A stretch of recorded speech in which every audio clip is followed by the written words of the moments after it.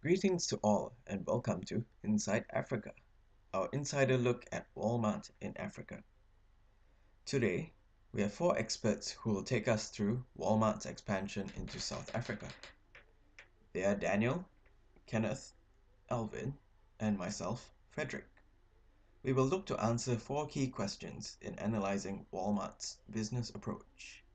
These questions help us assess key variables to competing effectively in South Africa. They are: is South Africa an attractive market? Secondly, we will answer, how can Walmart effectively expand and position itself in South Africa? Lastly, we will look at how can Walmart differentiate itself effectively. Let us begin with a brief overview of Walmart. It is an American multinational corporation which operates hypermarkets, discount department stores, and grocery stores. In recent years, Walmart has had to expand internationally in order to maintain its company's growth. It experienced mixed results, succeeding in Mexico, but not in Germany and Korea. For this edition of Inside Africa, we will analyze the business's expansion into South Africa, firstly by looking at Porter's 5 forces. Let us look at South Africa as a market for Walmart to enter into. The big question when evaluating the country is South Africa attractive?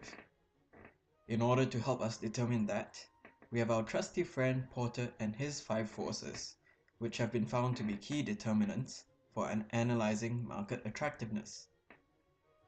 We will use Porter's 5 forces to evaluate South Africa across 5 different dimensions. They are the threat of new entrants, bargaining power of suppliers, bargaining power of buyers, the threat of substitute products or services, and lastly, rivalry among existing competitors. Let us take a look at the threat of new entrants. As a whole, this factor will be assessed in 2 ways. Firstly, reasons that make South Africa attractive to investors, and secondly, the barriers to entry for new businesses. The economic environment makes South Africa an attractive market for new entrants. 6 of the 10 fastest growing economies are in Africa. With the exception of South Africa, modern trade is at an early stage of development. The economic performance and current state of development reflect that companies can expect the market to grow significantly. In order to take advantage of the forecast increase in demand, companies would wish to establish their presence in the country early on. Furthermore, given that South Africa has better infrastructure compared to other countries in Africa, it would make a good entry point into the African market as a whole. Other notable patterns in the market include the fact that consumers rely heavily on small local grocery stores for food and liquor purchases. This presents an opportunity which can be taken advantage of by bigger firms. The ability to import cheaper products or use the economies of scale is a significant advantage which may enable them to price out smaller local retailers. Next, we will review some of the key barriers to entry for new businesses. Firstly, South Africa has strict anti-competition laws in order to protect local businesses. Unions hold a significant influence over businesses as they lobby for increased wages and fairer treatment of workers. These factors, along with varying degrees of local corruption, increase the difficulty of entry for foreign businesses and large corporations. However, these factors are mitigated by the fact that Walmart is a foreign-owned company. Its entry into the South African market has increased foreign investment in South Africa, and it may have made it easier for other foreign companies to enter the market. The attractiveness and profitability of the South African market make such deterrence less of a factor for foreign firms. Thus, South Africa's attractiveness as a market is low based on the threat of new entrants. Secondly, the next force to look at is the bargaining power of suppliers. We will weigh up the factors which contribute to supplier bargaining power against those that serve to reduce it. Here are some reasons for reduced supplier bargaining power. Firstly, the economies of scale and the ability to import reduces supplier bargaining power. The fact that there are many small local producers indicates that alternative suppliers are plentiful. As the business has many alternatives to source the same goods from, suppliers have less influence to dictate the prices for the business. Another indication of the multiple alternatives is the fact that 55% of consumer goods sales are from these 5 supermarket store brands. They are Tiger Brands, Pioneer Foods, Food Corp, Nestle, and Unilever. Additionally, South Africa provides a good manufacturing base in the food and beverages industry. There is adequate infrastructure for Walmart to obtain supplies domestically. Furthermore, there's a potential opportunity for Walmart. In the long term, suppliers may be dependent on Massmart for earnings and lose bargaining power if they fail to diversify in selling to multiple buyers. This allows Massmart to dictate the terms of the agreements with the suppliers for the supply of goods, and thus this increases the business's bargaining power with its suppliers. One reason for decreased supplier bargaining power is the limitation on imports due to anti-competition laws. This, however, is mitigated by the availability of local producers and the infrastructure for local manufacturing. Thus, the overall attractiveness for the bargaining power of suppliers is high. This is due to the competitiveness and variety of options amongst the existing suppliers. The next force we have to analyze is the buyer bargaining power. This will be split into factors favoring buyers and factors disadvantaging buyers. There are several factors advantaging the buyers in terms of bargaining power. The key factors we have identified are reputation, brand loyalty, purchasing power, and perceived switching costs. Past purchases and known brands are what consumers base their purchases on. In South Africa, a large portion of consumers have limited purchasing power. This informs their purchasing decisions, where brand loyalty and reputation holds great influence, as they do not wish to buy what may be an inferior product. Next are the disadvantages against buyer bargaining power. The key factors influencing this are the minimal product differentiation, buyer price sensitivity, and small volume purchases by consumers. All these factors contribute to reduced buyer power, as switching costs are low. Consumers are increasingly price sensitive, and individual consumers do not hold much influence over large retailers due to the quantities they purchase in relation to revenue. Having weighed up the factors favoring buyers and disadvantaging them in terms of bargaining power, we believe that the South African market is highly attractive for Walmart. The fourth of Porter's 5 forces that needs to be used to assess South Africa's attractiveness is the threat of substitutes. There are many factors favoring Walmart. Among these are the fact that there are few viable substitutes due to the nature of the wholesale consumer goods retail sector. This is the main reason for the threat of substitutes being assessed as low. Some factors that are crucial in assessing the threat of substitutes are the switching costs, existence of beneficial alternatives, as well as the existence of cheap alternatives. The main alternatives that have been identified are from the food and beverage industry, as well as the subsistence agriculture industry. Both of these do not directly compete with Walmart on a significant scale. Thus, in spite of the low switching costs, there is little threat from outside the industry. On the basis of threats of substitutes, South Africa is an attractive market for Walmart. The last of Porter's 5 forces to assess South Africa on is the existing rivalry among competitors. We have found that the consumer retail goods sector is highly competitive, with multiple rivals within the industry. Some unfavorable factors are the number of competitors, the ease of entry and expansion, as well as the low switching costs. There is intense rivalry in South Africa as businesses engage in price wars. Large retailers have little product differentiation, and the most viable strategy is to depress prices. This is further exacerbated by the higher price sensitivity among consumers. Another factor contributing to aggressive competition is that the main retailers are dependent on food for revenue.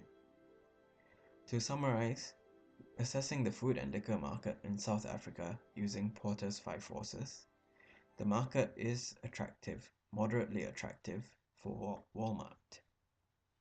To summarize the conclusions of our Porter's 5 forces analysis, we'll run through each of these 5 dimensions individually. Firstly, the threat of new entrants was found to be low in terms of attractiveness. The bargaining power of suppliers was high. The bargaining power of buyers was assessed to be highly attractive.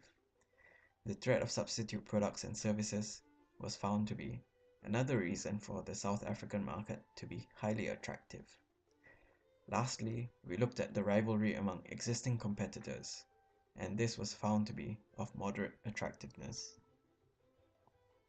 Thus, in terms of weighing up these 5 factors, we found that the South African market is of moderate attractiveness to Walmart.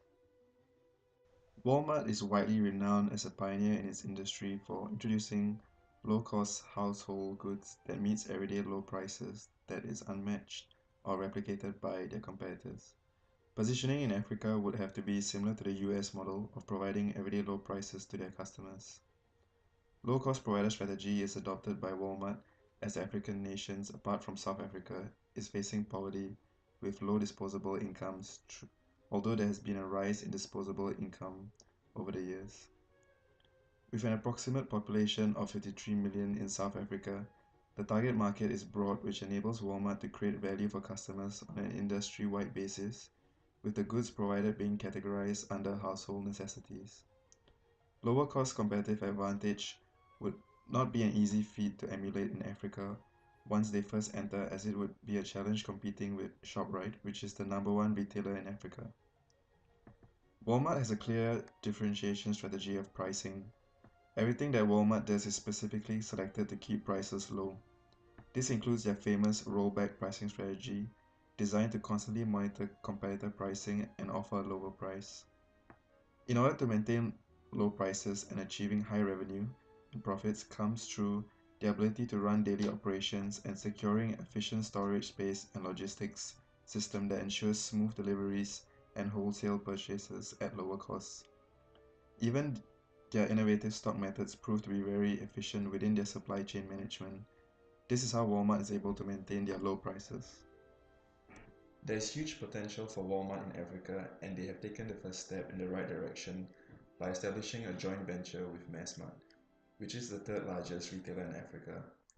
This would be a key strategic alliance, as Massmart would have the in-depth knowledge of tailoring the products to suit the taste of the locals. This is a key success factor for Walmart, as they are not repeating the mistakes made in Germany and South Korea.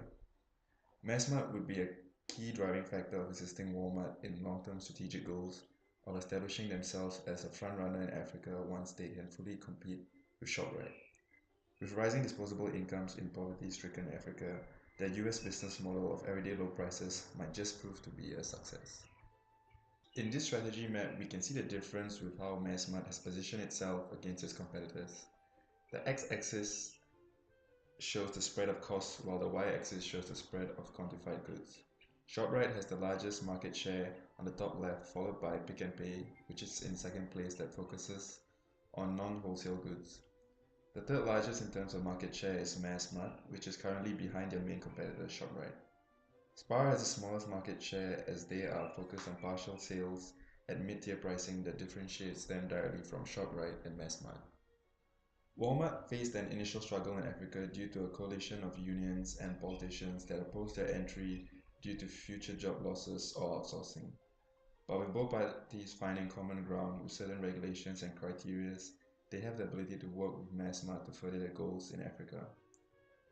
Massmart's slow inroads into the rest of the continent, touted as the next big growth area, highlight the challenges of doing business in Africa and raises questions about Walmart's goal of rapid expansion abroad. A severe shortage of shopping infrastructure, ShopRite started setting up warehouses and partnering with developers to build shopping centers, and that's why it is in its quick store rollout phase, whereas Massmart is a little bit behind. Among the biggest challenges would be haphazard property laws and poor infrastructure.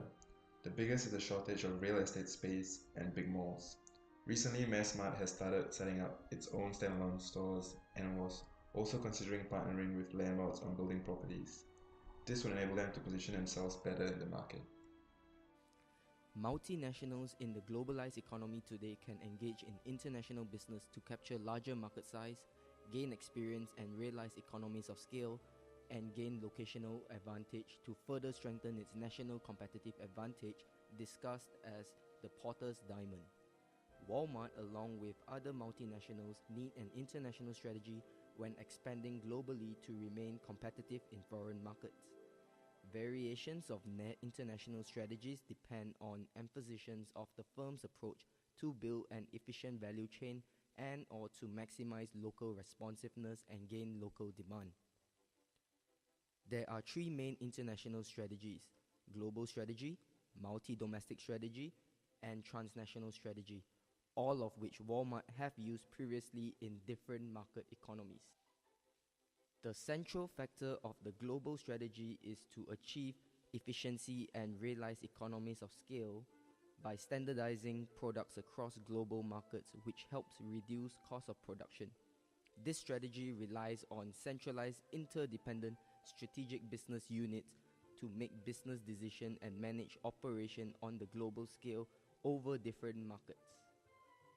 Multi-domestic strategy differs from the global strategy as products are not necessarily standardized but could be customized to meet local demands and gain local responsiveness.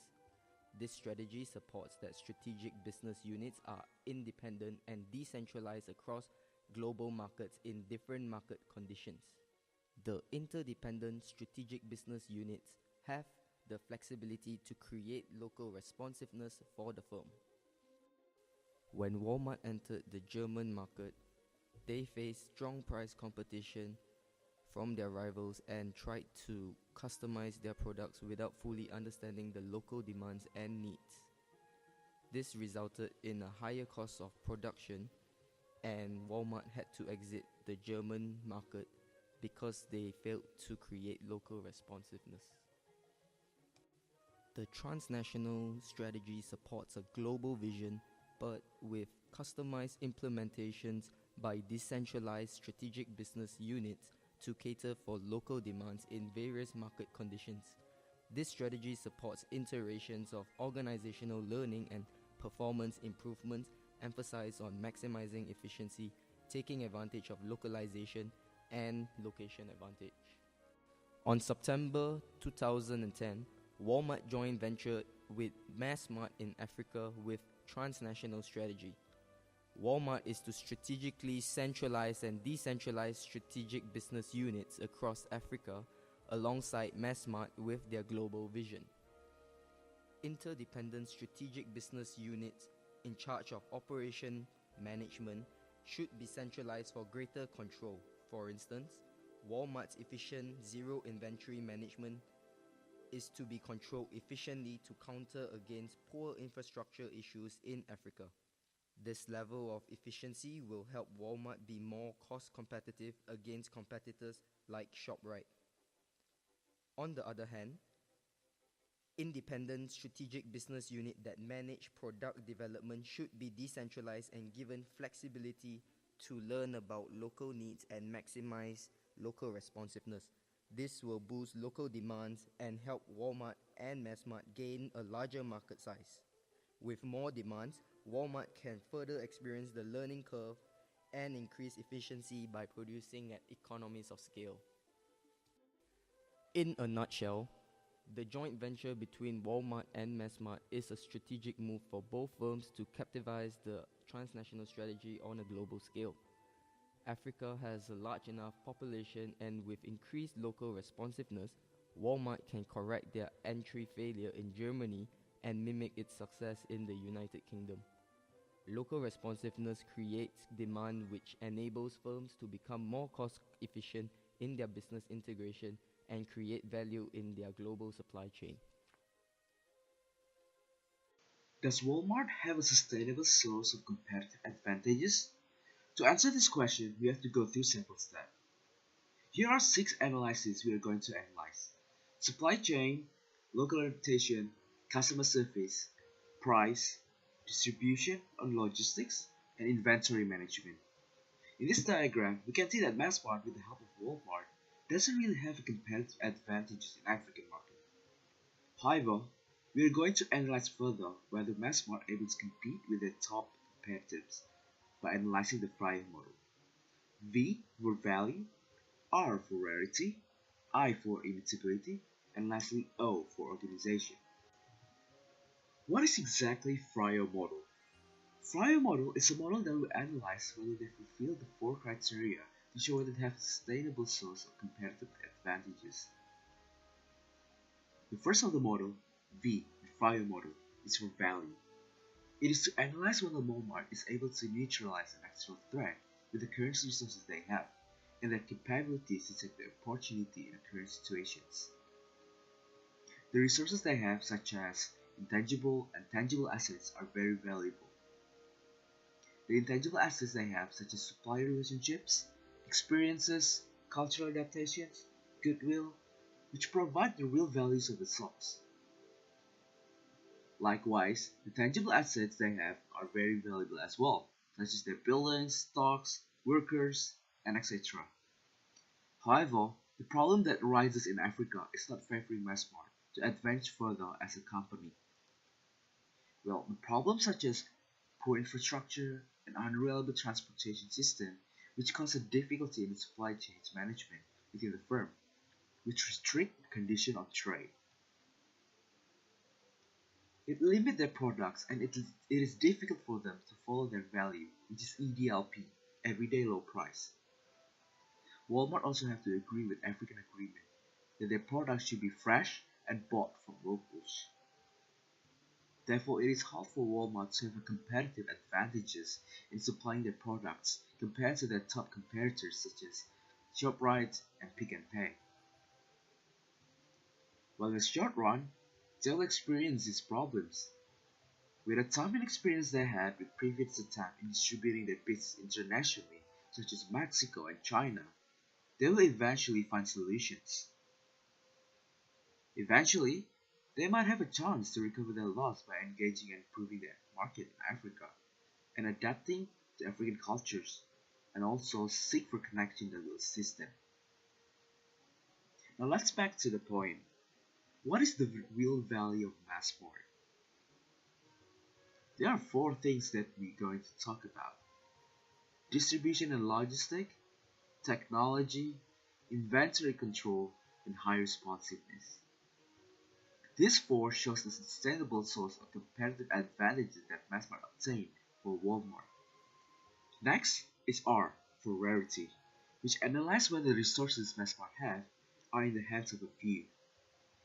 Inventory and supplier management both are difficult and takes a long time to obtain.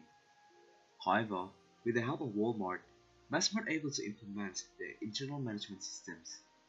These systems such as UPC, Universal Product Code, EDI, Electronic Data Interchange, and RFID, Radio Frequency Identification. RFID specifically is special, and few have used it. What is the benefit of it? It helps a drastic reduction in stock out situations, lessen labor requirements, and decrease the chance of merchandise theft. Walmart, together with Massmart, has an advantage over their just-time delivery management and has reduced their cost and inventory. Unlike most competitors in Africa, Massmart have something that is far more valuable and hard to attain: massive supply chains internationally. With the experience they had, they will be able to gain multiple suppliers in Africa. In the long run, Massmart might be able to have a competitive advantages against the competitors in Africa. Next is for imitability. It says whether Massmart is difficult to imitate, and shows whether there will be a significant disadvantages to a firm trying to obtain, develop, or duplicate the resources. As Walmart merged with Massmart, they will implement their main strategy, which is EDLP. This strategy could lead to severe loss if not managed properly. However, with experience and the management control, they are able to sustain it, which cannot be imitated by other competitors. In the short run, the competitors are able to imitate and cope with their prices. However, in the long run, the competitors such as ShopRite and Peijie might not be able to imitate with their prices because they are not able to sustain with Massmart prices. Walmart supply chain management has been the key to their success. With its management system, Massmart will have an advantages against the competitors. In 2011, conditions were made when Walmart merged with Massmart. Walmart must freeze job cuts for the next 2 years in order to honor union bargaining agreements for 3 years and invest $100 million in rent in its supply chain training program to improve competitiveness of local industry. In addition, they will have infrastructural barriers for transportations. These conditions forces Massmart to take quick actions and adapt to changes and difficulties such as poor and unreliable transportation system in Africa, weak public safety securities, and high crime rates. Yes, in the short run, it is difficult for them to compete with their top competitors. However, in the long run, by adapting to local, achieving greater customer loyalty, and better infrastructure management, they will surely able to rise to the top. Last and not least, O for organization, which tells whether Massmart is ready and able to exploit their resources. Which tells the question, is Massmart organized to capture its value? As Massmart merged with Walmart and entered the market, their competitors such as ShopRite and Peijie have early advantages. However, with the limitation they have, Massmart able to take their third rank as the top retailer in Africa. What does this mean? Despite their limitations, they are able to sustain their promises to their customers, which is EDLP. This tells that Massmart does have a sustainable competitive advantages. However, it will take time for them to be able to break their limitations and reach the top in African market. Let me conclude by giving a summary of our findings. Firstly, South Africa remains an attractive market for Walmart. Secondly, the company has effectively used the transnational strategy to expand and localize its business model. Thirdly, Walmart should continue to position itself as a low-cost producer. And lastly, Walmart needs to invest in infrastructure to develop sustainable competitive advantage. Thus, Walmart ought to stay in South Africa and invest wisely to build up its business and maximize the opportunities in the country.